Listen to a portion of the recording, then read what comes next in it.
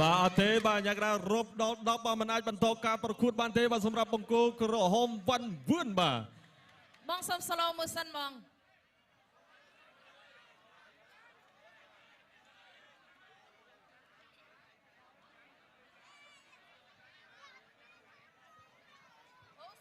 បាទយ៉ាងណាយើងទស្សនារូបភាពយឺតបន្តគ្នាបាទចំណុចនៃការបាទខៀងទៅត្រង់ចំណុចនេះបាទយ៉ាងណាយ៉ាងណីបាទបាទនេះការវាយឆ្វេងខុសបាទកិច្ចផុតបាទបែរខ្លួនមកជុំជាបន្តទៀតបាទប្រឹងដោះខ្លួនចេញបាទទាញបាត់មកជុំជាបន្តទៀតបាទ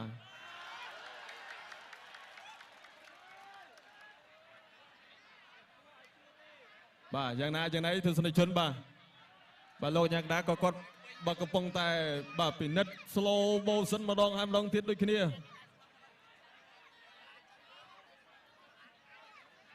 បាទអ្នកគ្រប់គ្រងកំពុងតែបាទសញ្ជិតបងកោក្រហមឈ្នះកីឡាករបង្គោលខៀវដោយកីឡាករបង្គោលខៀវប្រកួតខុសបទបញ្ជាបច្ចេកទេសរបស់សហព័ន្ធកីឡាបដាគុនខ្មែរ